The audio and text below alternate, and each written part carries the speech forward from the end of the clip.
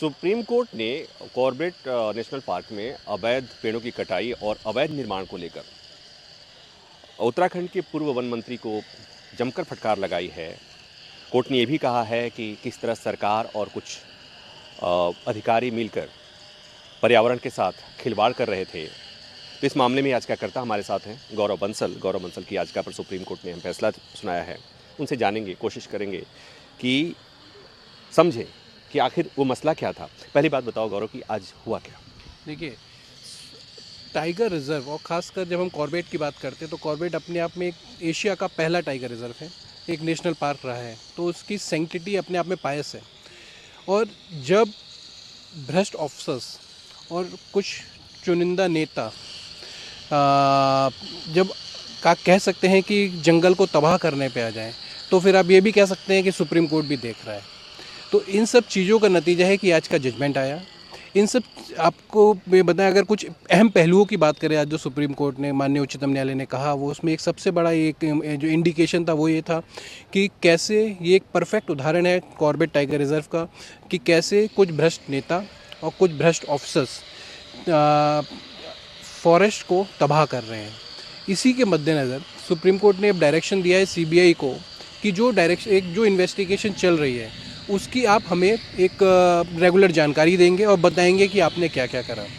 Supreme court ने further ये कहा है कि क्या सफारी बन सकती है नहीं बन सकती टाइगर सफारी बफर एरिया में, क्योंकि कॉर्बेट जो टाइगर रिजर्व होते हैं उसके दो एरिया होते हैं, एक तो कोर एरिया होता है, एक बफर एरिया होता है। तो बफर एरिया में बन सकती है नहीं बन सकती, इसके लिए सुप्रीम कोर्ट ने कहा है। ये दोनों में अंतर बताइए मुझे। देखिए, मोस्टली जो एक अगर मोटा एक अंतर माने तो जो वो इनवॉयलेट एरिया है वहाँ पे कोई जा ही नहीं सकता। जैसे कहते हैं कि सिर्फ परिंदे के सिवा कोई पर नहीं मार सकता।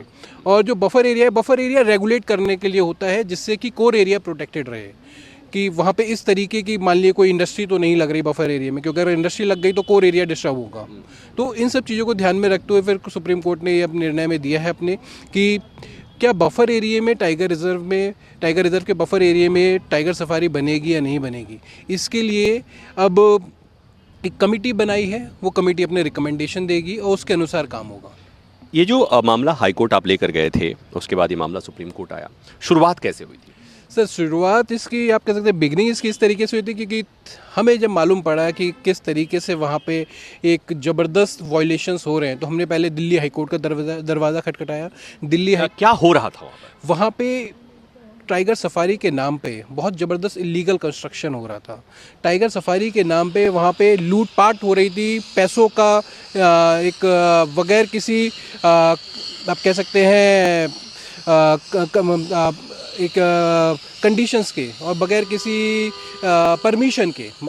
परमिशन कोई नहीं लेके भी वहाँ पे कोर एरिया और बफर एरिया में कंस्ट्रक्शंस हो रहे थे, जो कि टोटली बहुत खतरनाक है एक जानवरों के लिए। तो इन सब चीज़ों को देखते हुए हमने पहले हाईकोर्ट का दरवाज़ा खटखटाया, दिल्ली हाईकोर्ट ने एनटीसीए को डायरेक्शन दिया। एनटीसीए ने जो हमने कहा वो माना कि ये बिल्कुल सही कहा गया है, और उसके बाद फिर वहाँ पे ये कहा गया कि ये परफेक्ट एग्जांपल, एनटीसी की रिपोर्ट में ये वर्ड दर्ज है कि ये परफेक्ट एग्जांपल है एडमिनिस्ट्रेशन मिसमैनेजमेंट का, और दोषियों के खिलाफ कार्रवाई करी जाए।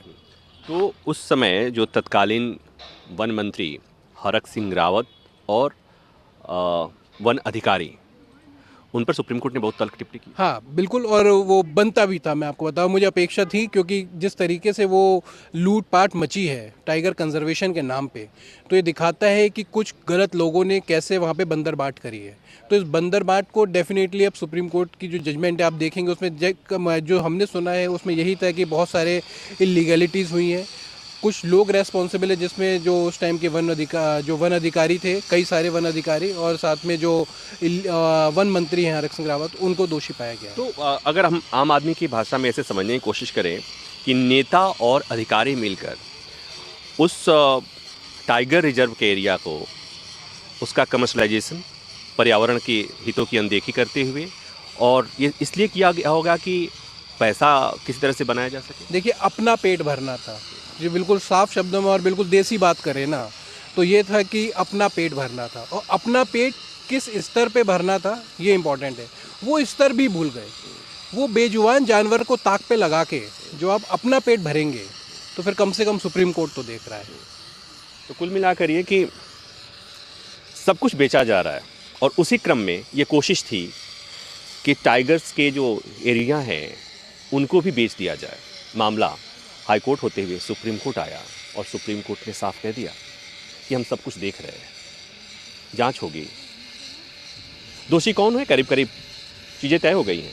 तत्कालीन वन मंत्री हरक सिंह रावत और डीएफओ वन अधिकारी उनकी संलिप्तता पाई गई है। अब जांच भी हो रही है। कोर्ट ने अब कहा कि सीबीआई अपनी रिपोर्ट कोर्ट को सौंपे। बस इतना ही। कैमरामैन जहांगीर के साथ प्रभाकर मिश्रा, न्यूज़ 24।